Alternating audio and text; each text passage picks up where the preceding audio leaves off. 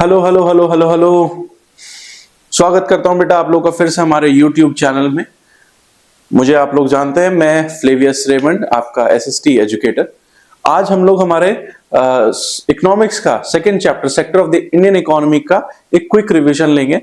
जो इंपॉर्टेंट चीजें उनके बारे में हम लोग थोड़ा सा डिस्कस करेंगे इस चैप्टर में। ठीक है, जिस तरीके से हमारा डेवलपमेंट बहुत इजी चैप्टर है, उसी तरीके से ये भी बहुत इजी चैप्टर है, तो हम लोग इसको कवर करेंगे आज। ठीक है, चलिए स्टार्ट करते हैं हमारा आज की क्लास। देखिए, आज हमारा जो टॉपिक है, हम लोग जिस टॉपिक के बारे में बात करेंगे वो है हमारा sector of the Indian economy. अब इस चैप्टर के बारे में मुझे बताने की जरूरत नहीं है, आप लोगों ने ऑलरेडी अपनी क्लासेस में इस चैप्टर को पढ़ा होगा। अगर हम sector of the Indian economy के बारे में बात करें तो बेटा हमारे कितने सेक्टर होते हैं? एक होता है प्राइमरी, एक होता है सेकेंडरी और एक होता है टर्शरी सेक्टर। तो जब मैं अभी स्कूल में पढ़ाता था तो एक बच्चा ना टर्शरी नहीं बोल पाता था, वो टर्टरी सेक्टर बोलता था। सर ये टर्टरी सेक्टर है। मैंने बेटा टर्टरी नहीं है, टर्शरी है। अब उसको कितने टर्शरी मैंने सिखाया, लेकिन वो टर्शरी सीखा ही नहीं। वो आज भी मैं उसको पूछता हूं तो आज भी वो टर्टरी ही सेक्टर बोलता है। ठीक है, तो आप लोग ध्यान रखिए। ठीक है, एक होता है प्राइमरी, एक होता है सेकेंडरी और तीसरा होता है हमारा टर्शरी सेक्टर। थोड़ा सा इनके बारे में हम लोग बात कर लेते हैं। देखिए, प्राइमरी सेक्टर का आप देख सकते हैं एग्रीकल्चर, डेयरी, फिशिंग, फॉरेस्ट्री।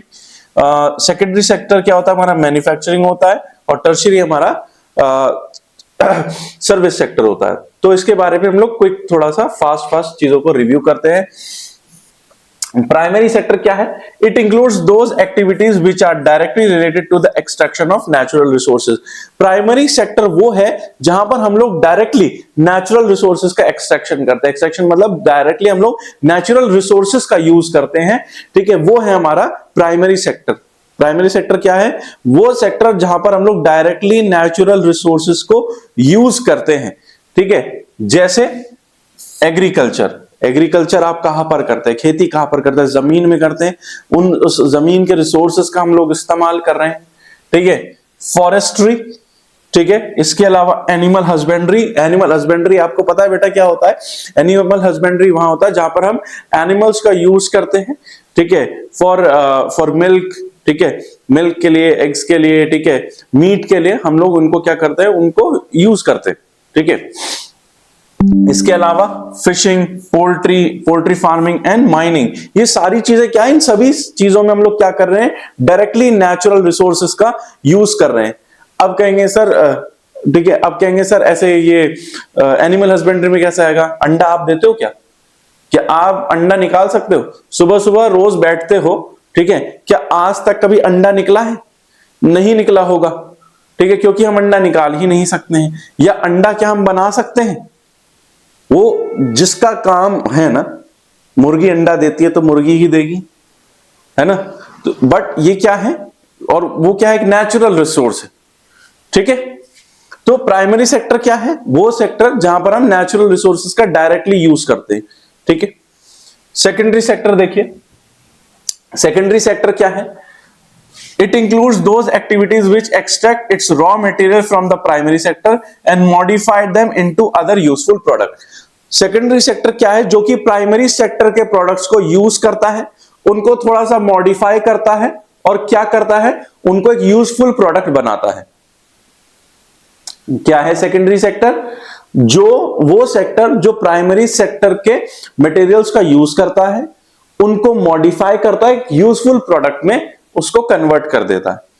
ठीक है, वो होता है हमारा secondary sector. For example sugar from sugar cane. ठीक है, manufacturing steel from raw material. इसके काफी सारे एग्जांपल्स आप लोग ले सकते हैं। ठीक है, तो ये आपको पता होना चाहिए कि सेकेंडरी सेक्टर क्या है? वो सेक्टर जो कि प्राइमरी सेक्टर के रॉ मटेरियल्स का इस्तेमाल करता है और उनको मॉडिफाई करता है, उनको बदल देता है और उसके बाद बदलने के बाद क्या करते हैं? हम उसको यूज करते हैं। जैसे हम एक एग्जांपल लेते हैं, आपने वीट, ठीक है, गेहूं क्या होता है? कहां पर उगता है? एग्रीकल्चर हम लोग, ठीक है, एग्रीकल्चर सेक्टर में है, प्राइमरी सेक्टर में आएगा। उसके बाद उसको क्या किया जाता है? चक्की में भेजा जाता है। ये चक्की कहां आती है? ये चक्की सेकेंडरी सेक्टर में आती है। उसको वहां क्या कर दिया जाता है? पीस दिया जाता है। उसको बाद में पैक करके आपके घरों में, आपके घर में वो आटा आता है। ठीक है, सेकेंडरी सेक्टर। देखिए, थर्ड सेक्टर टर्शरी सेक्टर के बारे में बात कर लेते हैं, टर्टरी सेक्टर के बारे में। ठीक है, टर्शियरी सेक्टर क्या है? It is called service sector. इस टर्शियरी सेक्टर को हम लोग सर्विस सेक्टर भी बोलते हैं। क्यों बोलते हैं इसको service sector? As it provides the services to the above two sectors and help them to flourish. इसको हम सर्विस सेक्टर भी बोलते हैं। क्यों बोलते हैं? क्योंकि ये प्राइमरी और सेकेंडरी सेक्टर की मदद करता है उनको ग्रो करने में। फ्लरिश यानी उनको ग्रो करने में मदद करता है। कैसे मदद करता है? देखिए फॉर एग्जांपल, इसका एग्जांपल देखिए, बैंकिंग हो गया, ट्रांसपोर्टेशन हो गया, कम्युनिकेशन हो गया, ये इसके एग्जांपल्स हैं। अब हमने अभी जाना कि किसान क्या करता है, एग्रीकल्चर, ठीक है, किसान क्या करता है, अपने खेत में गेहूं को बोता है, जो कि हमारा प्राइमरी सेक्टर में आ गया।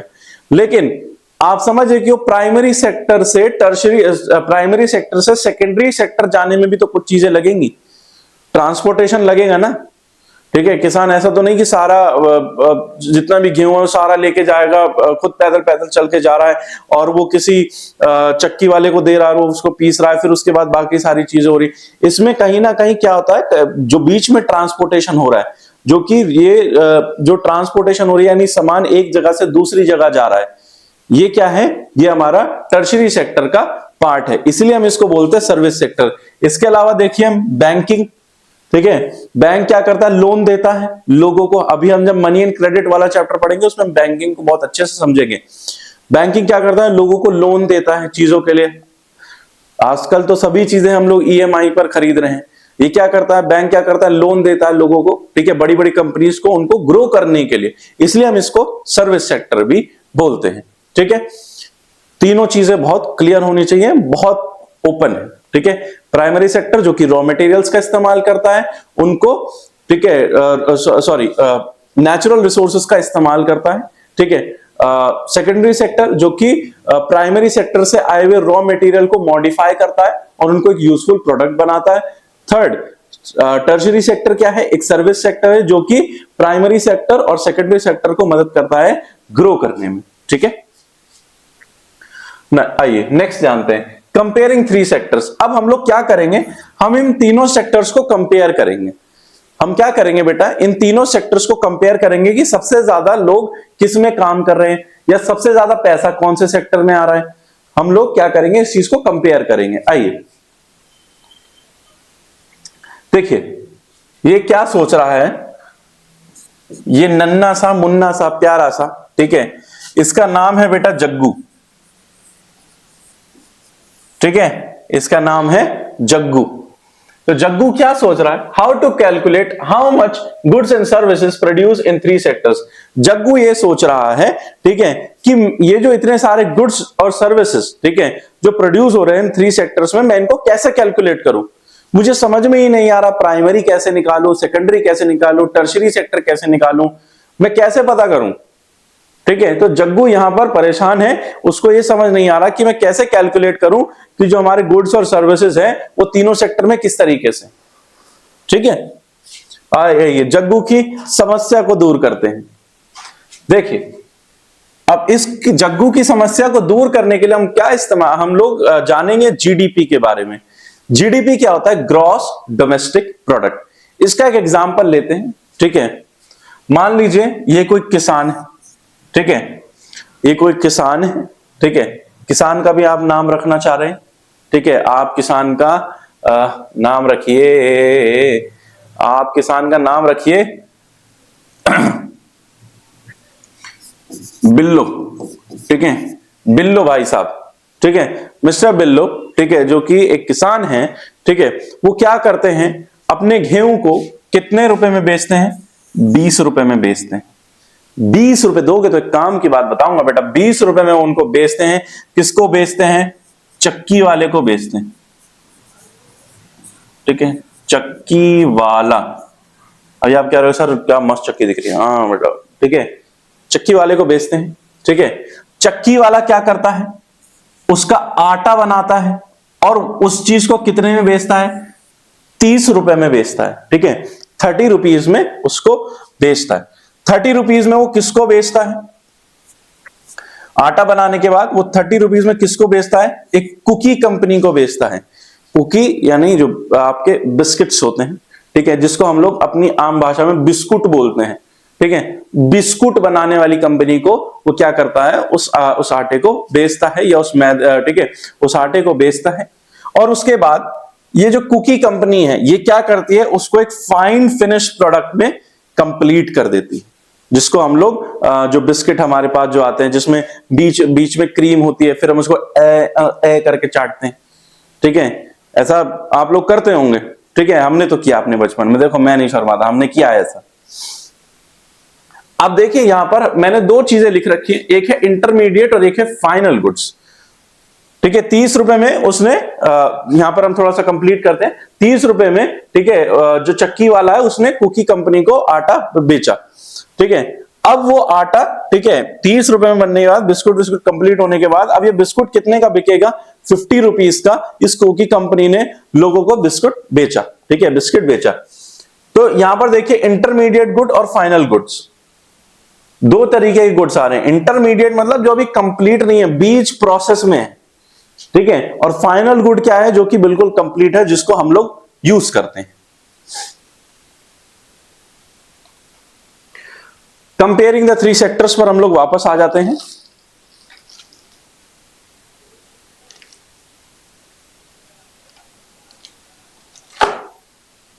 When we calculate the production, देखिए लाइन को पढ़ते हैं, when we calculate the production of each sector we only added the value of final goods rather than the intermediate goods. हम जब भी किसी सेक्टर की वैल्यू को कैलकुलेट करते हैं, ठीक है, when we calculate the production of each sector, जब हम किसी भी सेक्टर के, ठीक है, प्रोडक्शन की वैल्यू को कैलकुलेट करते हैं, हम लोग हमेशा किसको कैलकुलेट करते हैं, किसको वैल्यू देते हैं, फाइनल गुड्स को, ठीक है। इंटरमीडिएट गुड्स को हम नहीं देते, फाइनल गुड्स की वैल्यू को ही हम कैलकुलेट कर, फाइनल गुड्स की जो वैल्यू है उसको हम क्या करते हैं, उसी को हम लोग कैलकुलेट करते हैं। Because the price of intermediate goods have already been adjusted in the final goods. क्यों नहीं करते हैं, क्योंकि जो इंटरमीडिएट गुड्स की जो प्राइसिंग है वो तो ऑलरेडी फाइनल गुड्स में ऐड हो चुकी है। यही तो हुआ बेटा भी, ये देखिए पिछली वाली वीडियो स्लाइड में देखिए, ये 20 का था, इसने 20 का बेचा चक्की कंपनी को, चक्की कंपनी ने कुकी कंपनी को 30 रुपए का बेचा, ठीक है, यानी यहां पर, ठीक है, इसने 20 का बेचा, इसने 10 रुपए का प्रॉफिट कमाया और इसने इसको 30 रुपए का बेचा। अब ये क्या करेंगे, इन्होंने भी 20 रुपए का प्रॉफिट कमाया और इन्होंने लोगों को कितने का बेचा, 50 रुपए का बेचा, ठीक है। तो ये 20 रुपए और फिर 30 रुपए थोड़ी ऐड किए जा रहे हैं, ये तो कंप्लीट 50 रुपीस दे रहा है ना, ठीक है। तो इसलिए हम लोग क्या करते हैं, हम कभी भी इंटरमीडिएट गुड्स की जो प्राइस है उसको कभी भी हम ऐड नहीं करते हैं, ठीक है, क्योंकि वो ऑलरेडी फाइनल गुड्स में एडजस्टेड है। The value of final goods in services produce with in the country during 1 year is called GDP. तो जीडीपी क्या है, वैल्यू ऑफ फाइनल गुड्स, ठीक है, फाइनल गुड्स की वैल्यू प्रोड्यूस, ठीक है, जो कि प्रोड्यूस हुई है एक कंट्री के अंदर, ठीक है, ड्यूरिंग 1 ईयर, एक साल में, ठीक है, उसको हम लोग क्या बोलते हैं, जीडीपी बोलते हैं। अब सिंपल सा रूल है, ठीक है, जितना ज्यादा प्रोडक्शन होगा उतनी ज्यादा जीडीपी होगी, जितना ज्यादा प्रोडक्शन होगा उतनी ज्यादा जीडीपी होगी, जितना कम प्रोडक्शन होगा उतनी कम जीडीपी होगी, ठीक है। देखिए यूएसए के बारे में बात करें, is the largest GDP in the world, ठीक है, यूएसए की जीडीपी सबसे ज्यादा है। इंडिया जो है वो 5वें नंबर पे आता है।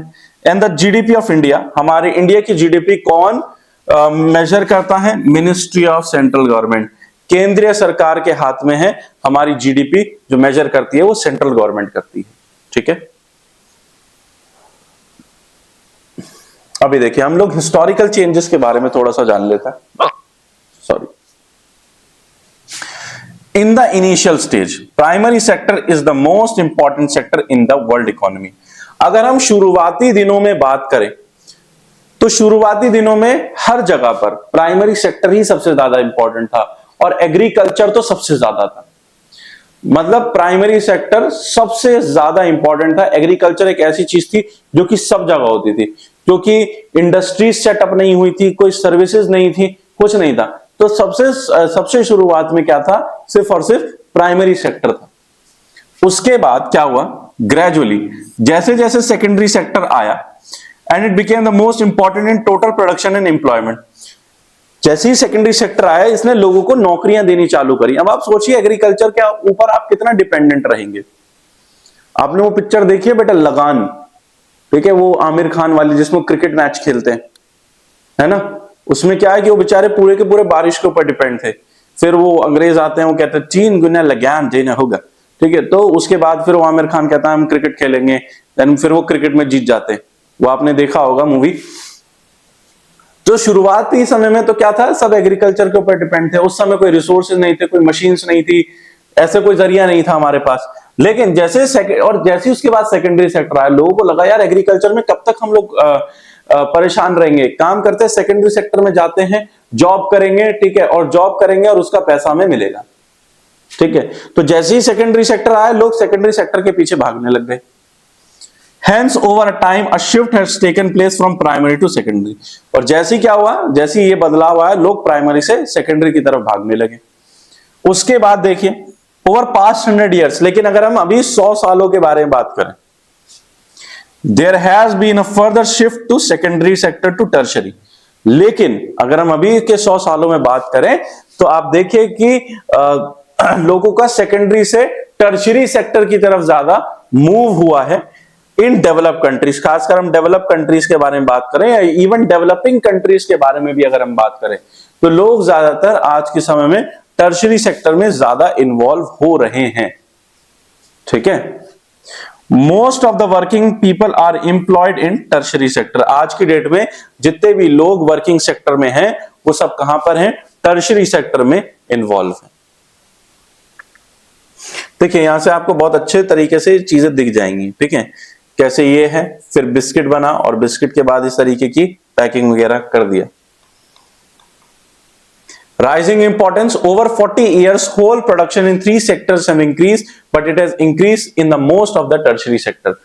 अगर हम बात करें, ठीक है, 40 सालों में तो प्रोडक्शन तो सभी में बढ़ा है, लेकिन अगर आप इस ग्राफ को देखेंगे बेटा, जो कि आपकी बुक में है, ठीक है, तो आप इस ग्राफ से देखिए कि टर्शरी सेक्टर कितना ग्रो हुआ है। 1973-74 के समय में कुछ ऐसा था हमारा हाल, ठीक है। ब्लू वाला प्राइमरी है, मरून वाला सेकेंडरी है, और पिंक सॉरी ये जो तोतैया कलर है, आई डोंट नो इसका निशान नियॉन होगा, जो भी कलर है, ठीक है, मैं तोतैया कलर जो है, ठीक है, आप ये हमारा टर्शरी सेक्टर है। तो स्टार्टिंग में देखिए क्या कंडीशन थी और आज की डेट में देखिए आप टर्शरी सेक्टर कितना ज्यादा चल रहा है, कितना ज्यादा ग्रो कर गया है tertiary sector. What is the contribution? अब अगर हम जीडीपी में बात करें तो जीडीपी में देख लीजिए 1973-74 में देखिए 40%, 13% और 47% जो है, 40% प्राइमरी में था, 13% सेकेंडरी में था और 47 टर्शरी सेक्टर में था। लेकिन अगर आप 2013 और 14 के बारे में बात करेंगे तो 14% जो है वो प्राइमरी में है, 19% जो है वो सेकेंडरी में है और 67% टर्शरी सेक्टर में है। यानी आज के समय में मैक्सिमम लोग जो हैं वो टर्शरी सेक्टर में काम कर रहे हैं। The primary sector contributes the least in GDP. तो प्राइमरी सेक्टर के अगर हम बारे में बात करें तो जीडीपी में उसका सबसे कम कंट्रीब्यूशन है और टर्शरी सेक्टर का सबसे ज्यादा है। Why tertiary sector is rising? Tertiary sector क्यों इतना ज्यादा ग्रोथ कर रहा है? देखिए, some services are basic services such as hospital. कुछ सर्विसेज बहुत बेसिक है, पहले के समय में ये सर्विसेज नहीं थी।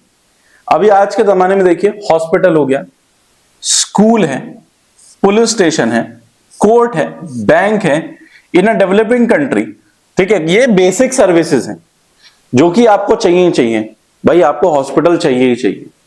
पहले के जमाने की बात अलग है, लेकिन आज की डेट में आपको हॉस्पिटल चाहिए।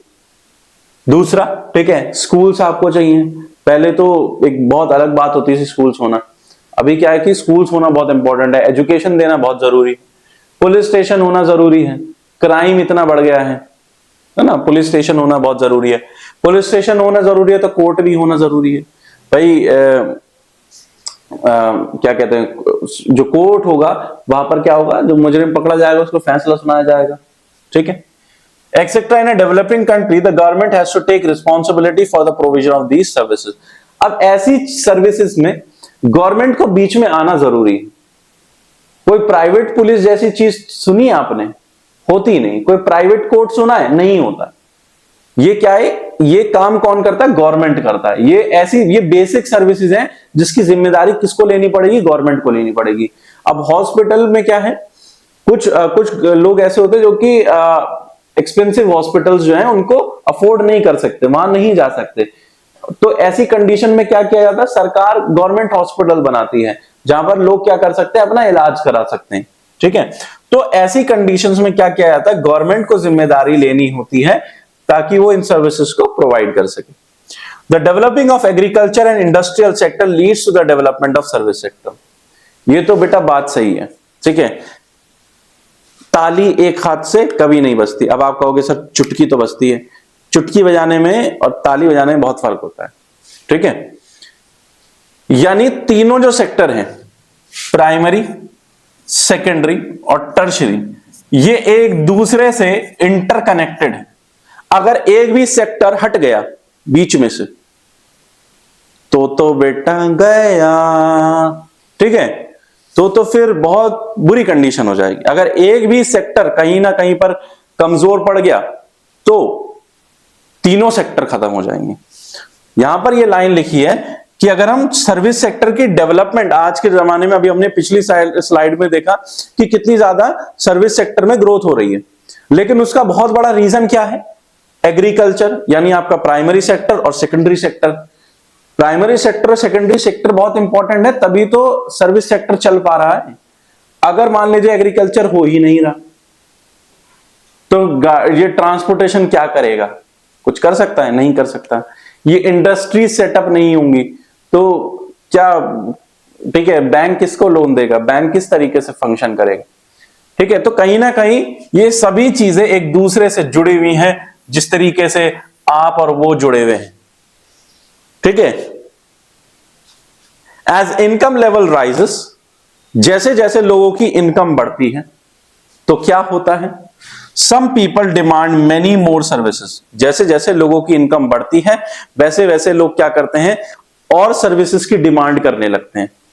ठीक है, जैसे ईटिंग आउट, आज तो बाहर खाएंगे, आज तो डिमसम खाएंगे, है ना, बाहर जाकर कुछ खाएंगे।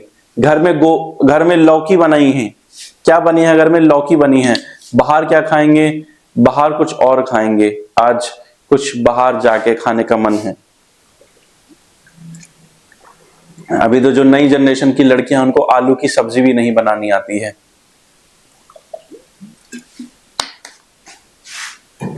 बेचारी मैगी पर जिंदा है सब, तभी सब मैगी जैसी हो रही हैं। आज के डेट में आप देखो, बाहर निकल के लड़कियां सब मैगी जैसी पतली पतली हो रही हैं।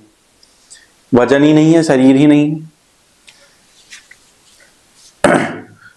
जब लोगों की इनकम लेवल बढ़ जाती है तो लोग क्या करते हैं? तो थोड़ी सी, ठीक है, अच्छी सर्विसेज को अडॉप्ट करने लगते हैं। जैसे ईटिंग आउट, आज की डेट में आपके पास जोमैटो है, स्विगी है। भूख लगती है, आप क्या करते हैं? ठीक है, फोन खोला, ठीक है, जोमैटो पे गए, कुछ खाना ऑर्डर किया, वो खाना आ गया। स्विगी पे गए, कुछ खाना ऑर्डर किया, तुरंत आ गया, है ना। ये क्या है? ये एक तरीके सर्विस है ना। ठीक है, शॉपिंग, Amazon, फ्लिपकार्ट, ठीक है, आप जैसे आपकी इनकम बढ़ जाती है तो आप अच्छी चीजों को प्रेफर करने लग जाते हैं। क्या मान लीजिए अगर आप मान लीजिए आप 4 साल के बाद, 5 साल के बाद 20,000 रुपए कमा रहे हैं और उसके बाद आपकी इनकम सीधा 1 लाख रुपए हो गई, तो क्या आपके खर्चे 20,000 वाले होंगे? नहीं जी नहीं, 1 लाख वाले हो जाएंगे फिर तो। ठीक है, यानी जैसे जैसे आपकी इनकम बढ़ेगी वैसे वैसे आपकी जो लाइफस्टाइल है वो बदलनी चालू हो जाएगी। ट्रैवलिंग, आप घूमने लगेंगे। अभी तो आप क्या करते हैं? अभी तो आप किसी के गली के ही चक्कर काट रहे हैं, यहां से यहां जा रहे हैं, यहां से यहां जा रहे हैं, फिर यहीं से फिर वापस आ रहे हैं। तुझे देख देख कर तेरी याद भरूं मैं। ठीक है, ट्रैवलिंग, जब आपकी इनकम बढ़ जाएगी तो आप कहेंगे अरे आज गोवा घूम के आते हैं, आज कहीं और घूम के आते हैं, यहां घूम के आते हैं, वहां घूम के आते हैं। ठीक है, प्राइवेट स्कूल्स, ठीक है, जिनके पास जो अफोर्ड नहीं कर पाते वो गवर्नमेंट स्कूल में डालते हैं। लेकिन जिनके पास अच्छी इनकम होती है वो कोशिश करते हैं अपने बच्चों को कि अच्छी सी अच्छे स्कूल में भेज सकें। ठीक है, तो जैसे जैसे आपकी इनकम बढ़ेगी, एज इनकम विल इंक्रीज, ठीक है, your expenses will also increase, आपके खर्चे भी बढ़ने लगेंगे। Over the past decade, service based on information and communication technology have become important and essential. और अगर हम पास्ट डिकेड के बारे में बात करें तो एक बहुत इंपॉर्टेंट सर्विस है, कौन सी? इंफॉर्मेशन एंड कम्युनिकेशन टेक्नोलॉजी जो है वो सबसे ज्यादा ग्रो करी है। बीच बीच में कभी कभी ऐसा हो जाता है, इंस्टाग्राम रुक गया, व्हाट्सएप रुक गया, ऐसे हो जाता है जब भूकंप आ गया, भूकंप आता तो भी लोगों को कोई फर्क नहीं पड़ता, अच्छा क्या वो भूकंप ही आया, ठीक है कोई बात नहीं। इंस्टाग्राम और व्हाट्सएप 2 मिनट के लिए बंद हो जाए, ऐसी आफत हो जाती है, मतलब पूछो नहीं, बंद हो गया बंद हो गया बंद हो गया बंद हो गया, जैसे पता नहीं क्या हो गया, है ना। तो कम्युनिकेशन सेक्टर बहुत ज्यादा ग्रो किया है, और आज के डेट में कम्युनिकेशन इतना ज्यादा ग्रो कर गया है कि हम लोग टोटली कम्युनिकेशन के ऊपर डिपेंडेंट है। ठीक है, आप लोगों ने तो क्या ही किया है, हम लोग तो कम्युनिकेशन की वजह से क्या क्या क्या क्या क्या क्या क्या क्या क्या क्या किया है हम लोगों ने। आपको तो चिट्ठी भी नहीं पता होगी क्या होती है, हमने चिट्ठियां भी लिखी हैं, इतने पुराने नहीं है लेकिन शुरुआत में हमारी चिट्ठियों से ही हुई है। अभी तो आप लोग के पास फोन है, तुरंत सोशल मीडिया का इस्तेमाल करते हैं आप, हमारे पास नहीं था। Where are the most people employed. अब अगर हम बात करें हमारे नेक्स्ट चार्ट की, ठीक है, नेक्स्ट ग्राफ की, तो आप देखेंगे इसमें कि ज्यादातर लोग कहां पर एम्प्लॉयड है। 1977 से 78 में देख लीजिए, 2017 से 18 में देख लीजिए, मैक्सिमम लोग, चाहे अगर हम इधर की बात करें चाहे हम इधर की बात करें, ज्यादातर लोग कहां पर एम्प्लॉयड हैं? प्राइमरी सेक्टर में एम्प्लॉयड। और पैसा कौन बना के दे रहा है? यानी ज्यादातर जो जीडीपी ज्यादा कौन से सेक्टर की है? टर्शरी सेक्टर की है। लेकिन लोग कहां पर ज्यादा काम कर रहे हैं? लोग काम कर रहे हैं प्राइमरी सेक्टर में। ज्यादा लोग कहां पर है? प्राइमरी सेक्टर में। मोस्ट पीपल एम्प्लॉयड कहां पर है? प्राइमरी सेक्टर में। लेकिन जीडीपी ज्यादा किसकी आ रही है? टर्शरी सेक्टर की। क्यों? वाई? वो सीआईडी में आता है ना, कुछ तो गड़बड़ है दया। ठीक है, तो आइए जानते हैं कि क्या गड़बड़ है। ठीक है, क्या गड़बड़ है? Most of the people are employed in the primary sector. देखिए, आप ग्राफ देखिए, आपको ग्राफ में दिख जाएगा। यहां पर भी देख लीजिए 71, यहां पर भी देख लीजिए 41%, सॉरी 44%। तो जानते हैं इसका कारण क्या है। ठीक है, चलिए देखिए, more people are employed in the primary sector but they contribute less in the production. Why? ज्यादा लोग प्राइमरी सेक्टर में हैं फिर भी कंट्रीब्यूशन इतना कम क्यों है? क्यों है? पूछते हैं आपसे, आइए जानते हैं इसका उत्तर। The main reason is they are facing under employment और डिसगाइज्ड एम्प्लॉयमेंट। इसका रीजन क्या है? या तो वो अंडर एम्प्लॉयमेंट फेस कर रहे हैं या डिसगाइज्ड एम्प्लॉयमेंट, अनएम्प्लॉयमेंट फेस कर रहे हैं। ये क्या होती है? देखिए, कोई खेत है जहां पर हमें सिर्फ 3 ही लोगों की जरूरत है, या कोई काम है जिसमें हमें 3 ही लोगों की जरूरत है, लेकिन लगे हुए कितने हैं? इतने सारे। इसी को बोलते हैं disguise unemployment. It won't matter to anyone whether they exist or not. तो ये है भी तो इनका कोई इस्तेमाल ही नहीं है। लोग ज्यादा हैं, चाहिए हमें इतने। मान लीजिए कि आप, ठीक है, हमें किसी काम के लिए 10 लोगों की जरूरत है, ठीक है, और 15 आ गए, तो मुझे चाहिए तो 10 ही ना, तो मैं 15 क्यों रखूंगा? ठीक है, ये होता है डिसगाइज अनएम्प्लॉयमेंट। रिक्वायर्ड हमें 3 है, लोग बहुत सारे हैं। ये कारण है। ठीक है, ये कारण है कि इसलिए हमारी जो जीडीपी है, ठीक है, प्राइमरी सेक्टर में लोग तो ज्यादा हैं लेकिन उनकी ग्रोथ कम है। हम लोग हर बार, ठीक है, हम लोग पढ़ते हैं लैंडलेस लेबर्स के बारे में, लैंडलेस फार्मर्स के बारे में। अगर हम आज भी बात करें बेटा, इंडिया में 70% जो है लोग आज भी एग्रीकल्चर पर डिपेंड हैं। आज भी 70% जो इंडियंस हैं वो एग्रीकल्चर पर, ठीक है, एग्रीकल्चर सेक्टर में हैं।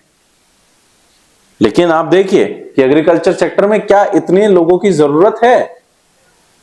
ज्यादातर लोग सर्विस सेक्टर्स में है, टर्शरी सेक्टर में है, लेकिन फिर भी हमारा इंडिया जो है 70% लोग एग्रीकल्चर में है। तो ये कारण है, डिस्गाइज एम्प्लॉयमेंट या अंडर एम्प्लॉयमेंट जो है इसका कारण। अब यहां पर देखिए मोदी जी भी सोच रहे हैं, क्या सोच रहे हैं कि मैं इतने, फिर मैं रोजगार कैसे दूं, हाउ टू क्रिएट एम्प्लॉयमेंट, मैं रोजगार कैसे दूंगा लोगों को, क्योंकि देना तो पड़ेगा। चलिए जानते हैं इसके बारे में। Government can provide cheap loans to small farmers, by these things they can do multiple cropping to remain employed over year. पहला क्या कर सकते हैं मोदी जी, ठीक है, मोदी जी लोगों को चीप, जो हमारे जो फार्मर्स है, स्मॉल फार्मर्स जो हैं, उनको क्या कर सकते हैं, सस्ते इंटरेस्ट रेट पर लोन दे सकते। उससे क्या होगा, ठीक है, वो मल्टीपल क्रॉपिंग करेंगे और वो एम्प्लॉयड रहेंगे, यानी वो रोजगार में रहेंगे, मल्टीपल क्रॉपिंग कर सकेंगे वो। सेकेंड ऑप्शन क्या है, government can construct new dams and canals, government क्या कर सकती है, नए डैम्स बना सकती है, कैनाल्स बना सकती है। तीसरा क्या कर सकती है, government can invest on transportation and road construction, ठीक है, गवर्नमेंट क्या करेगी, जब ऐसे प्रोजेक्ट्स लेके आती है सरकार, तो लोगों की जरूरत पड़ती है कंस्ट्रक्शन के लिए, तो वहां पर इन लोगों को एम्प्लॉय किया जा सकता है, वहां पर इनको बोला जा सकता है कि भाई आप यहां पर काम करिए और आपको इसका पैसा मिलेगा, ठीक है। Government can set up small scale industries in rural areas, government क्या कर सकती है, गांव के एरिया में छोटी छोटी इंडस्ट्रीज को सेटअप कर सकती है, ताकि जो लोग वहां पर रहते हैं उनको जॉब मिल सके, ठीक है। गवर्नमेंट कैन प्रमोट टूरिज्म, ठीक है, गवर्नमेंट क्या कर सकती है, टूरिज्म को प्रमोट कर सकते हैं कि आइए आप गांव देखिए, आप भारत में आइए। हम लोग क्या करते हैं, लोगों को दिल्ली, गोवा, मुंबई, ठीक है, जो अच्छे अच्छे जगह है वो दिखाते हैं, लेकिन हमारा जो मेन कल्चर है ना, जो विलेज जो मेन कल्चर है, उसको हम छुपाते हैं, उसको हम दिखाने से शर्माते हैं, लेकिन हमारा जो मेन चीज है ना, वो हमारा विलेज। तो गवर्नमेंट क्या कर सकती है, टूरिज्म को प्रमोट कर सकती है कि आइए आप देखिए गांव किस तरीके से होते हैं, क्या होता है। अभी अगर आप दिल्ली एनसीआर में रहते हैं तो बहुत सारी जगह है, चौकी धानी है, माधवगढ़ है, यहां पर क्या है, यहां पर एक तरीके से विलेज सेटअप कर रखा है, एक तरीके से विलेज सेटअप कर रखा है। आज भी टू बी वेरी ऑनेस्ट, आप गांव में जाएंगे, आपको इतनी सारी फैसिलिटीज इंस्टेंट तो नहीं मिलेंगी, लेकिन बट आपको जो सुकून मिलता है ना गांव में, वो कहीं नहीं मिल सकता आपको। तो गवर्नमेंट क्या कर सकती है, टूरिज्म को प्रमोट कर सकती है। Government can invest on health and education sector, government क्या कर सकती है, हेल्थ और एजुकेशन सेक्टर के ऊपर भी इन्वेस्ट कर सकती है। ये कुछ तरीके हैं, ये कुछ तरीके हैं जिनकी मदद से जो बेचारे प्राइमरी सेक्टर में लोग हैं, जो एक्स्ट्रा हैं, उनको रोजगार मिल सकता है और वो पैसा कमा सकते हैं, ठीक है। अब एक स्कीम आई थी, ये इंपॉर्टेंट है बेटा, ये तो काफी ज्यादा इंपॉर्टेंट है, मनरेगा, Mahatma Gandhi national rural guarantee act. अब ये क्या है, देखिए ये कब चालू हुई थी, 2005 में चालू हुई थी। इसको बेटा याद रखिएगा, ये इंपॉर्टेंट है, मैंने स्टार भी लगा दिया, इधर भी लगा दिया, ये काफी इंपॉर्टेंट चीज है, इसको याद रखिएगा। 2005 में स्टार्ट हुई थी। Government provide right to work, इसमें क्या था, गवर्नमेंट ने राइट टू वर्क दिया था। राइट टू वर्क मतलब this programme was launch in 625 districts. ये भी आपको याद रखना है कि प्रोग्राम लॉन्च का हुआ था, लॉन्च हुआ था 625 डिस्ट्रिक्ट्स में। गवर्नमेंट प्रॉमिस, यहां पर गवर्नमेंट ने प्रॉमिस किया था, क्या प्रॉमिस किया था, to provide minimum 100 days employment in rural areas, यानी गांव के जो लोग हैं, ठीक है, रूरल एरिया जो है, उनको 100 डेज मिनिमम वर्क दिया जाएगा, 100 दिन का मिनिमम काम आपको दिया जाएगा, ठीक है। If the government fails to provide employment, अगर गवर्नमेंट ये नहीं कर पाती है, मान लीजिए गवर्नमेंट आपको काम नहीं दे पाती है, तो it will give unemployment allowance to the people. अगर सरकार आपको काम नहीं दे पाती है तो क्या होगा, सरकार आपको क्या देगी, सरकार आपको पैसा देगी, अनएम्प्लॉयमेंट अलाउंस देगी, ठीक है, अनएम्प्लॉयमेंट अलाउंस देगी उन लोगों को जिनको काम नहीं मिला, ठीक है। ये इंपॉर्टेंट है, मनरेगा छोटा सा है लेकिन काफी इंपॉर्टेंट है। Classification of economic activities on the basis of employment condition. अब देखिए हमारे यहां पर, ठीक है, हमने 3 सेक्टर्स के बारे में पढ़ा, प्राइमरी, सेकेंडरी, टर्शियरी, ठीक है। जीडीपी के बारे में हमने जान लिया, हमने ये भी जान लिया कौन सा सेक्टर कितना ज्यादा प्रमोट करता है। लेकिन अगर हम क्लासिफिकेशन के थोड़ा सा और डिटेल में जाते हैं, ठीक है, एम्प्लॉयमेंट की कंडीशन पर, कि लोगों को रोजगार जो है वो किस तरीके की कंडीशंस में है, तो यहां पर 2 चीजें और आती हैं, एक है हमारा ऑर्गेनाइज और एक है अनऑर्गेनाइज सेक्टर, ठीक है। नाम से आप समझ रहे होंगे ऑर्गेनाइज सेक्टर क्या होता है, that is registered by the government, ठीक है, वो सेक्टर जो कि गवर्नमेंट के द्वारा रजिस्टर्ड है, rules and regulation are followed, जहां पर सही तरीके से नियम फॉलो किए जाते हैं। यहां पर क्या है, आपकी जॉब सिक्योरिटी है, यानी आप मतलब ऐसा नहीं कि आपको हटा नहीं सकता, बट यहां पर परमानेंट है, जिसे कहते हैं सरकारी नौकरी, ठीक है। लड़का चाहे प्राइवेट नौकरी में मैनेजर हो, उसको नहीं लेंगे, चाहे सरकारी नौकरी में चपरासी हो, उससे शादी करा देते हैं। क्यों? क्योंकि सरकारी नौकरी है, नौकरी कभी नहीं जाएगी। यहां पर आपको पेड हॉलीडेज मिलती हैं, आप बीमार हो गए उसके लिए भी आपको पैसा मिलेगा, आपको कुछ और दिक्कत हो गई उसके लिए आपको पैसा मिलेगा, ठीक है। फिक्स वर्किंग आवर्स, यहां क्या है, यहां पर वर्किंग आवर्स आपके फिक्स है कि अगर आपको 10 से 6 काम करना है तो आपको 10 से 6 ही काम करना है, ठीक है, यानी 6 बजे आप अपना बैग उठा लीजिए। इसके अलावा गुड वर्किंग कंडीशंस, यहाँ पे जो वर्किंग कंडीशंस है वो काफी अच्छी। पेंशन मिलती है जब आप रिटायर हो जाते हैं 50-60 साल के बाद, जब आपकी एज आ जाती है कि अब आप काम नहीं कर सकते, यहां पर आपको हर महीने पेंशन भी मिलती है। इसके एग्जांपल्स क्या है, जैसे आप देख सकते हैं बैंक हो गया, रेलवे हो गया, इंश्योरेंस इंडस्ट्री हो गया, सेंट्रल गवर्नमेंट एम्प्लॉयज हो गए, सरकारी नौकरी वाले लोग, सरकारी बाबू लोग, ठीक है, सब ऑर्गेनाइज सेक्टर के पार्ट है। अनऑर्गेनाइज सेक्टर में देखिए, it is not registered by the government, ये रजिस्टर नहीं होता गवर्नमेंट की तरफ से, यहां पर कोई नियम नहीं है, ठीक है, कोई नियम नहीं है, यानी आपका समय कभी भी बदला जा सकता है, उसके बारे में हम बात करेंगे। कोई जॉब सिक्योरिटी नहीं है, आज आपको भर्ती किया कल आपको निकाल सकते हैं, 1 महीने आपको रखा, 2 महीने, 3 महीने, 5 महीने, 6 महीने आपसे काम कराया, उसके बाद आपको निकाल दिया, आपको फिर नौकरी ढूंढनी पड़ेगी। नो पेड हॉलीडेज, आप यहां पर छुट्टी ले, सर आज सर में पेट दर्द हो रहा है, ठीक है, कोई बात नहीं, हम तो तनख्वाह काट लेंगे, सैलरी उड़ा देंगे, ठीक है। नो फिक्स वर्किंग आवर्स, ठीक है, यहां पर नो लगाना है, क्योंकि यहां पर आपके कोई फिक्स वर्किंग आवर्स नहीं होते, ओवर टाइम भी कराते हैं, खूब कराते हैं, ठीक है। पुअर वर्किंग कंडीशन, मतलब वर्किंग कंडीशन बहुत ज्यादा खराब है, ऐसा कई बार हो जाता है कि प्राइवेट सेक्टर में, ठीक है, प्राइवेट कंपनीज में तो मतलब दबा के ऐसी तैसी कर देते हैं। नो पेंशन ऑन रिटायरमेंट, यहां आप रिटायर होंगे आपको 1 रुपया नहीं मिलेगा, ठीक है, अच्छी बात है, ओ अच्छा, एक आदमी गया उसकी सैलरी बच गई। एग्जाम्पल क्या है, ट्रेड हो गया, ट्रेड हो गया, कंस्ट्रक्शन हो गया, रियल एस्टेट हो गया, प्रोफेशनल सर्विसेज हो गई। यहां पर क्या है, यहां पर आपको कोई भी, ठीक है, सर्विसेज ऐसी आपको प्रोवाइड नहीं करते। आप देखिए यहां पर ये जो लेबर लग रही है, क्या इनकी कोई परमानेंट नौकरी नहीं, काम कंप्लीट हो गया छोड़ देंगे, जाइए भैया अपना देखो कहीं और। Why don't all the people start working in the organized sector? अब सवाल ये आता है कि जब सब कुछ ऑर्गेनाइज सेक्टर में इतना अच्छा है, तो लोग ऑर्गेनाइज सेक्टर में ही क्यों नहीं काम करते हैं? अनऑर्गेनाइज सेक्टर में काम ही क्यों करना, जब ऐसी इतनी सारी दिक्कत है, कोई वर्किंग आवर्स नहीं है, कोई जॉब सिक्योरिटी नहीं है, कोई पेंशन नहीं है, कुछ नहीं है, ठीक है, तो अनऑर्गेनाइज सेक्टर में काम ही क्यों करें? आइए जानते हैं। Huge shortage of jobs in the organise sector. अगर हम बात करें, पहला रीजन कि ऑर्गेनाइज सेक्टर में जॉब्स बहुत कम है, बहुत कम नौकरियां हैं ऑर्गेनाइज सेक्टर्स में। To work in this sector it is necessary to have good knowledge और गुड स्किल्स। इसीलिए अगर आप इन सेक्टर में आप काम करना चाहते हैं तो आपकी नॉलेज और आपकी स्किल्स बहुत अच्छी होनी चाहिए। जैसे सेंट्रल सर्विसेज हो गई, ठीक है, जो यूपीएससी जो यूनियन पब्लिक सर्विस कमीशन जो है, ठीक है, वो पेपर कंडक्ट करता है, उसके बाद आप सिविल सर्विसेज में जाते हैं।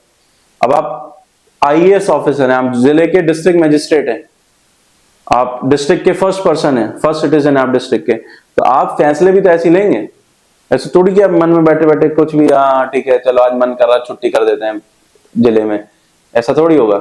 या आप आईपीएस ऑफिसर हैं, आप सुपरिटेंडेंट ऑफ पुलिस हैं, ये थोड़े अच्छा लड़ाई हो रही है, एक काम करो तावड़े डंडा लेके जाओ बजा दो सब में, नहीं कर सकता आपको। ठीक है, आपको स्किल्स होना जरूरी है, नॉलेज होना जरूरी है कि आप उस समय कंट्रोल कैसे करेंगे, क्राउड को किस तरीके से संभालेंगे, कुछ लड़ाई हो रही है, कुछ समस्या हो गई, आप कैसे कंट्रोल करेंगे। ठीक है, तो अगर आप इस सेक्टर में, पहली चीज तो बहुत शॉर्टेज है जॉब्स की, दूसरा ठीक है कि अगर आप यहां पर काम करना चाहते हैं तो आपकी स्किल्स बहुत अच्छी होनी चाहिए।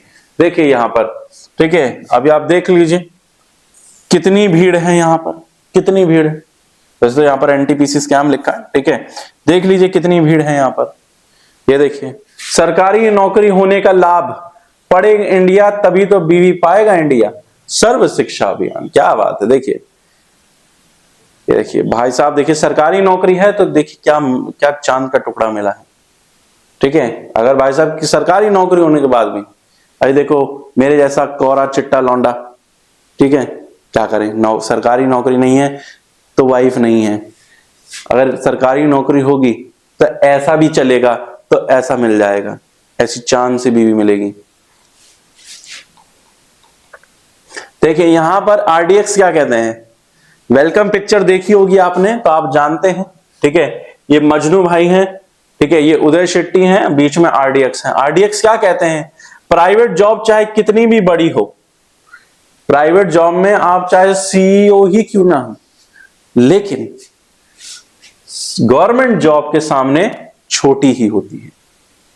मैंने अभी बताया ना कि भले आप प्राइवेट कंपनी में किसी भी बड़े पद पर हो, लेकिन आप सरकारी नौकरी में चपरासी भी होंगे ना, प्यून भी होंगे, तो भी आपकी इज्जत करी जाएगी, अरे सरकारी नौकरी में चपरासी। ठीक है, how to protect the workers of unorganised sector. अब क्योंकि हमारे पास एक मजबूरी है कि हम ऑर्गेनाइज सेक्टर में सबको नहीं भर्ती कर सकते, तो क्या किया जाए कि अनऑर्गेनाइज सेक्टर के जो लोगों की लाइफ है वो थोड़ी सी अच्छी हो जाए, जो उनके राइट्स को प्रोटेक्ट किया जाए। कैसे, इन rural areas landless agricultural labourers, अगर हम रूरल एरियाज के बारे में बात करें, गांव के एरियाज के बारे में बात करें, तो जो लैंडलेस एग्रीकल्चरल लेबरर्स हैं या स्मॉल एंड मार्जिनल फार्मर्स हैं, शेयर क्रॉपर्स हैं, आर्टिजन्स, ठीक है, government can provide them seeds, government क्या कर सकती है, उनको सीड्स प्रोवाइड कर सकती है, एग्रीकल्चर इनपुट प्रोवाइड कर सकती है, लोन दे सकती है और स्टोरेज फैसिलिटीज भी दे सकती है, ताकि ये लोगों का जो सामान है, ठीक है, इनको लोन दे सके ताकि अपनी लाइफ में थोड़ा सा ग्रो कर सके। सेकंड, अगर हम अर्बन एरियाज की बात करें, शहरी इलाकों में क्या किया जा सकता है, small scale industrial workers, construction site worker, trade and transport, steel vendors, garment makers, government can provide raw material and marketing laws and policies for their security. तो गवर्नमेंट क्या कर सकती है, इनके लिए रॉ मटेरियल प्रोवाइड कर सकती है, इनको मार्केटिंग प्रोवाइड कर सकती है, और ये जो बेचारे जो वर्कर्स काम कर रहे हैं इनके लिए कुछ ऐसे पॉलिसीज बना सकती है, कुछ ऐसे नियम बना सकती है ताकि इनके राइट्स जो हैं वो प्रोटेक्ट रहे। ठीक है, थर्ड देखिए, it is necessary for the government to ensure that there is no discrimination on the basis of caste and religion. ठीक है, गवर्नमेंट भी इस चीज का ध्यान रखे कि कास्ट और रिलीजन के बेसिस पर हमें कोई डिस्क्रिमिनेशन नहीं करना चाहिए जब हम जॉब्स के बारे में बात करते हैं। Classification on the basis of ownership, अगर हम यहां पर ओनरशिप के बेसिस पर हम सेक्टर्स को क्लासिफाई करें तो हमारे पास दो आते हैं, एक है हमारा पब्लिक सेक्टर, एक है हमारा private sector. Sorry, classification on economic activities on the basis of ownership. Private sector कौन सा होता है, जो कि इंडिविजुअल और एक ग्रुप चलाता है, और इसका काम क्या होता है, सिर्फ और सिर्फ पैसा कमाना। इनका सिर्फ और सिर्फ एक मोटिव होता है कि ये पैसा कैसे कमा सकें। अभी आप देख लीजिए यहां पर प्राइवेट कंपनीज के बहुत सारे एग्जांपल्स दे रखे हैं। ठीक है, इनका सिर्फ मोटिव ये है, इनको या तो कोई एक इंडिविजुअल रन कर रहा है या ग्रुप ऑफ पीपल है जो इनको रन कर रहे हैं, और इनका काम क्या है, पैसा कमाना। ठीक है, लेकिन अगर हम पब्लिक सेक्टर के बारे में बात करें तो पब्लिक सेक्टर क्या है, कौन इसको रन करता है, सरकार इसको रन करती है, गवर्नमेंट इसको रन करती है, और इनका काम क्या है, लोगों को सर्व करना। ठीक है, टू सर्व द पीपल, जो हम आम जनता हैं, जो हम पब्लिक हैं, हमारी सर्विस करना। ठीक है, इसलिए हम पढ़ते हैं IPS Indian police service, IAS Indian administrative service. ठीक है, इनका काम है हमारे लिए सर्विस करना, ठीक है। हम लोग सोचते हैं अरे बड़े बाबू लोग हैं, बेटा बाबू लोग नहीं है, इनका काम है, ठीक है। इनको गवर्नमेंट ने अपॉइंट किया ताकि हम लोगों को कोई दिक्कत ना हो। अब मोदी जी तो सबके पास नहीं जा सकते ना, जब मेरे पास आएंगे फिर आपके पास आएंगे, अच्छा बताओ फ्लेवियस क्या दिक्कत है तुम्हें, फिर आपके पास आएंगे, अच्छा बताओ क्या दिक्कत है तुम्हें, सबके पास तो नहीं आ सकते। इसलिए गवर्नमेंट ने क्या किया है, ठीक है, कि ऐसे ऑफिसर्स को बनाया, ठीक है, ऐसे ऑफिसर्स को अपॉइंट किया जाता है ताकि आप लोगों के लिए अच्छा काम कर सके, रोड कंस्ट्रक्ट किया जा सके, हॉस्पिटल्स अच्छे हो सके, स्कूल अच्छे हो सके, ठीक है, मेडिकल फैसिलिटी अच्छी हो सके। ये सारी चीजों की रिस्पॉन्सिबिलिटी गवर्नमेंट की है और वो इससे कोई प्रॉफिट नहीं कमाते हैं, ठीक है। How does the government provide all these things? अब गवर्नमेंट ये कैसे करती है, कभी आपने सोचा है? गवर्नमेंट, हमने सुन लिया कि ये मोटिव है इनका, ठीक है, टू सर्व द पीपल, लेकिन गवर्नमेंट कहां से करेगी ये पैसा, ठीक है, ये सारी चीजों को अरेंज कैसे करेगी? आपने सोचा कभी? मोदी जी अपनी जेब से थोड़ी देंगे, या हमारी जो फाइनेंस मिनिस्टर हैं निर्मला सीतारमण, वो अपनी जेब से थोड़ी पैसा देंगे, कोई भी अपनी जेब से पैसा नहीं देगा। ऐसी कंडीशन में क्या होता है, गवर्नमेंट कैसे करती है?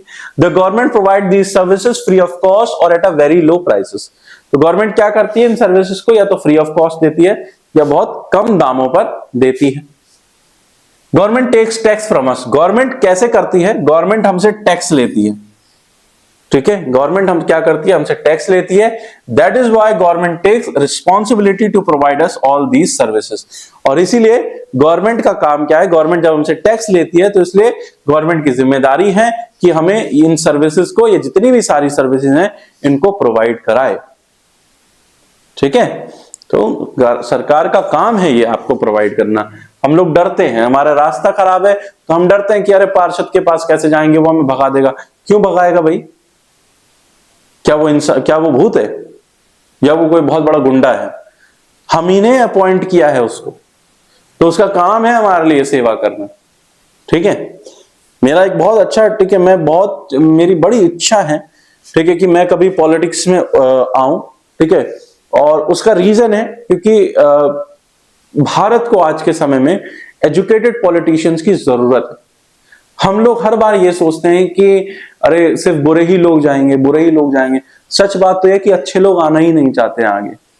अच्छाई में ज्यादा ताकत है। बुराई चाहे कितनी भी बड़ी क्यों ना हो, एक समय के बाद बुराई हार जाएगी अच्छाई से, ठीक है। अभी आप किसी भी उसका एग्जाम्पल ले लीजिए, आप महाभारत का एग्जाम्पल ले लीजिए। बुराई कितनी ज्यादा थी, ठीक है, लेकिन बुराई कितनी थी, लेकिन आप देखिए फिर भी अच्छाई जीत गई ना। तो ठीक है, बुराई चाहे कितनी बड़ी क्यों ना हो, अच्छाई जीत जाती है। तो अभी देखिए, no income tax relief. Income tax में झुकेगा नहीं, मैं झुकेगा नहीं। तो इनकम टैक्स देखिए हमारा क्या हो रहा है, इंक्रीज होता जा रहा है। अभी आपको पता है पॉपकॉर्न के ऊपर भी हमारी जो फाइनेंस मिनिस्टर, उन्होंने टैक्स लगा रखा है, ठीक है। पढ़ना, ठीक है, क्या लगाया उन्होंने, मस्त, मतलब पॉपकॉर्न भी नहीं खाने देंगे आपको। तो गवर्नमेंट का काम है, ठीक है, क्योंकि हम उनको टैक्स देते हैं, इसलिए गवर्नमेंट का काम है कि वो हमें सर्विसेज प्रोवाइड करें। आप कोई भी चीज आप खरीदते हैं, आप उसके पीछे पढ़ के देख लीजिए, उसमें लिखा होता है इंक्लूसिव ऑफ ऑल टैक्सेस। आप कोई चिप्स का पैकेट खरीदते, कोई टॉफी भी खरीदते हैं ना, उसमें भी आपने टैक्स दिया है। आप ये सोचते होंगे 1 रुपए में क्या टैक्स दे दिया? दे दिया बेटा आपने, 50 पैसा आपने टैक्स दे दिया होगा कम से कम। अब गवर्नमेंट क्या करती है, आपको चीजें या तो फ्री देती है, रीजनेबल प्राइसेस पे देती है, ठीक है। या तो आपको रीजनेबल प्राइसेस पे कोई चीज देगी या आपको फ्री ऑफ कॉस्ट देगी। वेयर एज आप देख लीजिए, जो बड़ी बड़ी कंपनियां हैं, वो आपसे, अगर जब आप पानी की बोतल खरीदते तो आपको कितना प्राइस पे करना पड़ता है। वेदिका तो शायद आप जानते हैं, शायद 60 रुपीज की आती है, ठीक है। बिस्लरी भी आप जानते हैं 20 रुपीज की। काफी ये जो बॉटल्स हैं, ठीक है, ये क्या कॉस्ट चार्ज करती हैं 1 लीटर की बोतल का, आप लोग जानते हैं, ठीक है। गवर्नमेंट का काम क्या है कि आपको साफ पानी देना, ठीक है, आपको साफ पानी देना फ्री ऑफ कॉस्ट, ठीक है, फ्री ऑफ कॉस्ट आपको साफ पानी देना, या ऐसी सर्विसेज प्रोवाइड करना, ठीक है, कम दाम पर, ठीक है। सो हमारा ये चैप्टर इतना ही था, ठीक है। इसमें जो इंपॉर्टेंट था वो मैंने आपको बता दिया, मनरेगा काफी इंपॉर्टेंट है, थोड़ा सा ग्राफ वगैरह इंपॉर्टेंट है कि हमारा जो सेक्टर है वो इतना ज्यादा प्राइमरी से टर्शरी सेक्टर में क्यों इतना ज्यादा ग्रो कर गया, तीनों सेक्टर्स के बारे में आपको पता होना चाहिए। मेरी नेक्स्ट वीडियो जो आएगी वो इसी के इंपॉर्टेंट क्वेश्चंस, जिसमें हम लोग एमसीक्यू, ठीक है, और कुछ इंपॉर्टेंट क्वेश्चंस के बारे में हम लोग इस चैप्टर में बात करेंगे। ठीक है, अब मैं कोशिश करूंगा बेटा कि एक दिन में 2 वीडियो डाल सकूं, एक चैप्टर का रिवीजन, यानी मॉर्निंग में आपके पास चैप्टर का जो क्विक रिवीजन है वो आ जाएगा, और शाम के टाइम में, ठीक है, जो हमारे चैप्टर के जो इंपॉर्टेंट क्वेश्चन है, नहीं उसी चैप्टर के जो इंपॉर्टेंट क्वेश्चन है मैं वो डाल दूं। ठीक है, तो मैं कोशिश करूंगा कि 10 फरवरी तक, ठीक है, 10-12 फरवरी तक, ठीक है, मैं आपका जो हमारा एसएसटी है उसका टोटल रिवीजन मैं आपको करा दूं, और उसके बाद फिर हम लोग सैंपल पेपर्स ट्राई करेंगे, क्योंकि मैं जानता हूं 15 के बाद आप लोग नहीं पढ़ेंगे। ठीक है, 15 के बाद आप लोग इसलिए नहीं पढ़ेंगे क्योंकि 20 तारीख को आपका साइंस का पेपर है, फिर 20 तारीख से आप पढ़ेंगे 24 तारीख तक।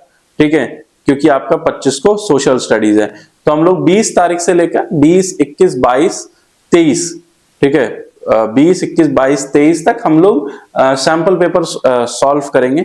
ठीक है, और 24 को हम लोग एक पूरा गो थ्रू इंपॉर्टेंट चैप्टर्स का, ठीक है, जो जो चीजें इंपॉर्टेंट है वो मैं डालूंगा, और इसके अलावा मैं अब कुछ थोड़े यूट्यूब शॉर्ट्स डालूंगा चैप्टर वाइज इंपॉर्टेंट जो चैप्टर्स हैं, जो इंपॉर्टेंट चैप्टर्स के जो इंपॉर्टेंट क्वेश्चंस हैं, तो 30 सेकंड का मैं यूट्यूब शॉर्ट्स डालने की कोशिश करूंगा, ताकि जिन बच्चे ऑलमोस्ट तैयार हैं वो अपना क्विक रिवीजन ले सके। ठीक है, सो इस चैप्टर को ये चैप्टर इतना ही था। थैंक यू सो मच, और मिलूंगा मैं आपसे हमारी नेक्स्ट वीडियो में। तब तक के लिए tata bye bye, thank you so much, enjoy, thank you.